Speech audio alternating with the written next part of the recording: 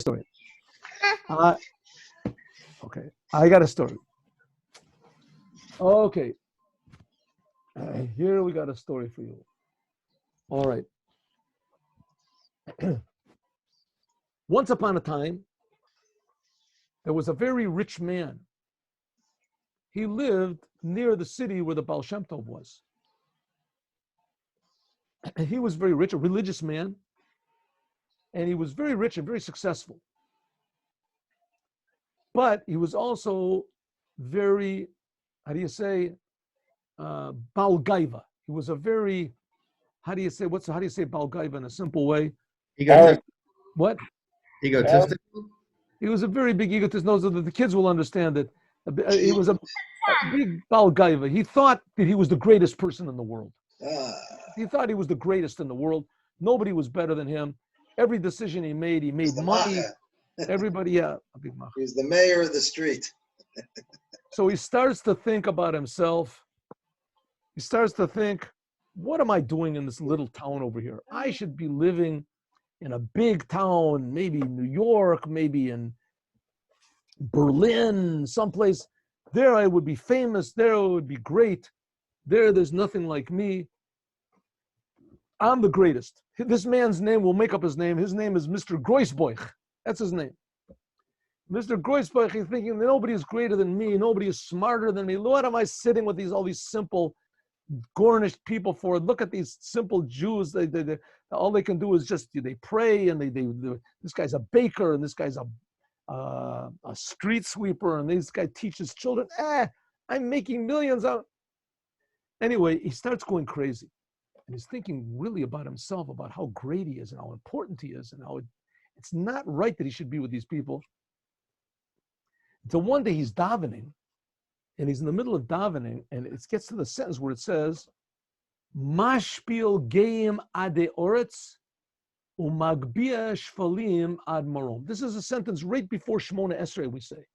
Right before Shemona Esrei. It's in the second blessing of Shemona Esrei. It says that God, Mashpil geim ade oretz, that he takes people that are Baal Gaivas, that think that they're really special.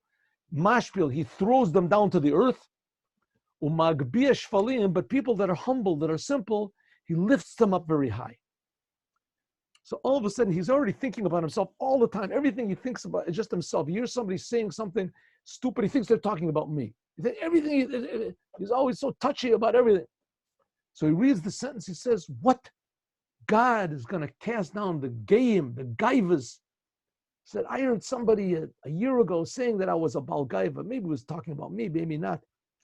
But I'm a Baal Gaiva. God is going to cast me down? What is he talking about? I'm a Baal Gaiva. God's going to cast me down, and the simple people he's going to lift up.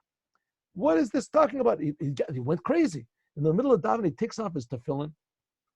He takes his talis and he throws it down. He says, Hashem is going to knock me down. I'll show you. I can get along. And he walks on the street, and everybody says, oh, hello, Mr. Groisboich. Hello, hello, hello. He says, tell me, who is the greatest person in this area? He says, you are. Who's the smartest person? You. Who's the richest person? Mr. Groisboich, you. He's walking down the street, and everybody's saying, oh, hello, hello. But as he sort of gets out of the Jewish area, so he asks the non-Jews, who's the greatest person in this area? They say, well, there's this Jew guy called Groisboich, but he's nothing like the bishop. The bishop, look, you can see over there, look at this castle. He's got this castle. What's the castle bishop, huh? There's one. He goes further out and he asks people, tell me, who's the greatest person? Everybody says, the bishop. Who's the smartest? The bishop. Did you ever hear of a Groisboich? What? Who is that? I don't know. I don't know what you're talking about. He says, me. I don't. Good. What? I'm the greatest. You're greater than the bishop. The great bishop. I never even heard of you. I don't know who you are. He said, oh yeah, the bishop is greater than me, huh? He starts to thinking about himself. He says, I'm gonna go over there. I'm gonna see what is his secret. He's gonna be. There's somebody greater than me. So he goes to the bishop's house. It's this huge castle he's got. There's a big wall around it. And there's all these statues and avodah zorah over there, but he doesn't care. He wants to go and. So he goes to these, knocks on the gate, and there's guards there. They open up the gate. It happens to be that the bishop is up in his room, And he looks out the window and he sees Groisboich coming in. The bishop is a very smart person. He says, I know why he's here. I can see the look in his eyes. He's crazy. He wants to be big. I'll take care of him. The bishop himself comes out, says, Mr. Groisboich, what an honor. He says, oh, you know me? He says, I know you, of course I know. But none of the other people know me. He says, oh, they're peasants. They don't know anything.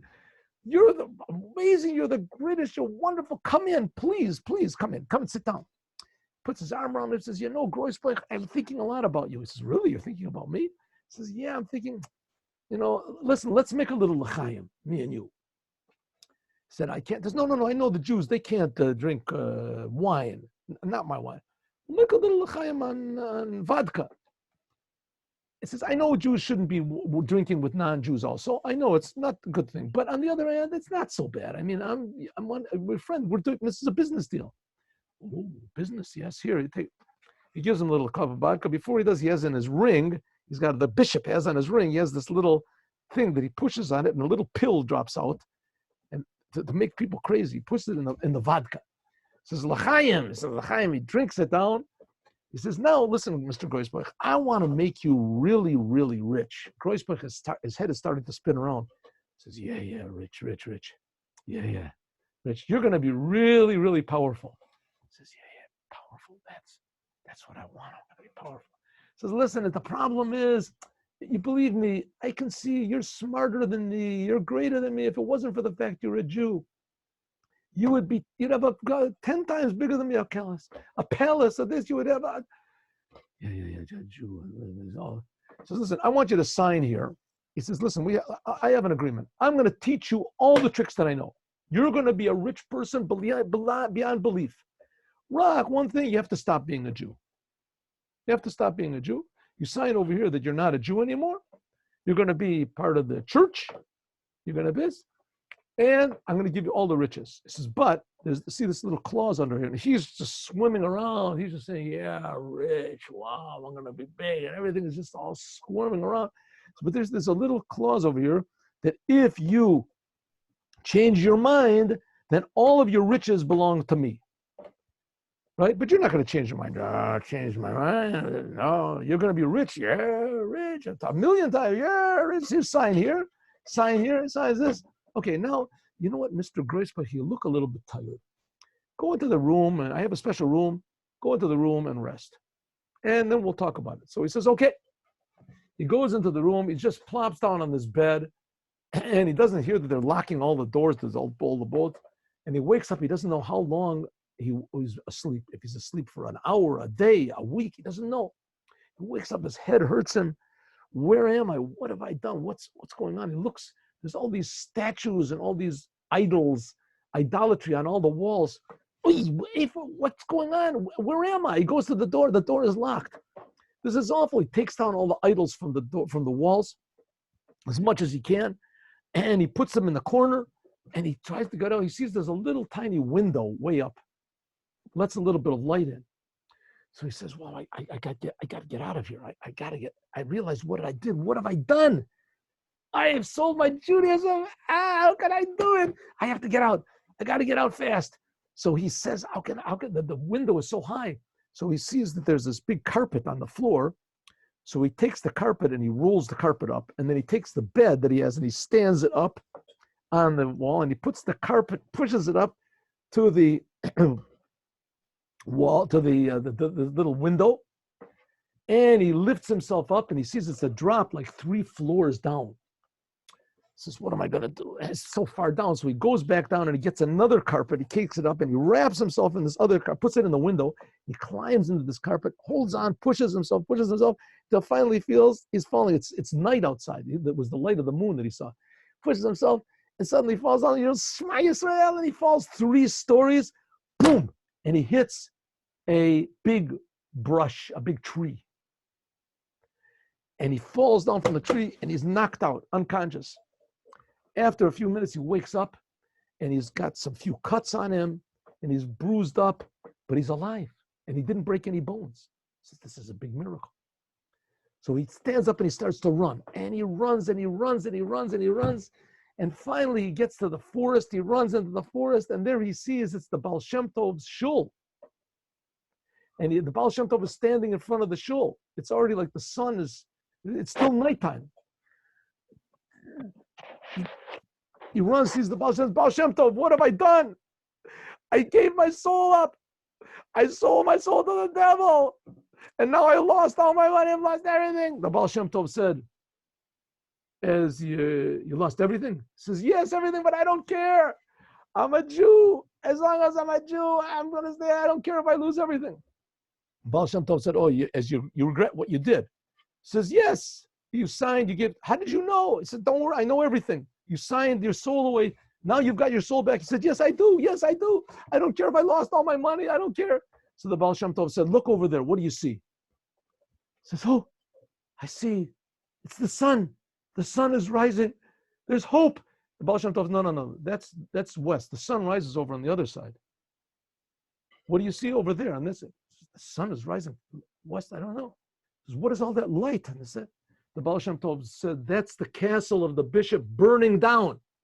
The whole place is burning down. Said, now you see, you've got it burned down with the deed that you wrote, also signing all your money away.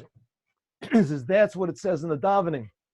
Mashpil geim ade oretz, that you were so haughty and so big, God cast you down to the earth. And now that you've become humble, magbia shfalim ad marom, God lifts you up to the highest of places. All of your riches have come back. Mr. Groisboich realized the message of Hashem. Good story. Toda. Good story. All right, 3:00. Be together. Nice please. story. Come in early, please. 3:00 in the afternoon. Shalom. 3:00 Bye-bye. today. Hope to see you all. Shalom. Send me titles for the classes.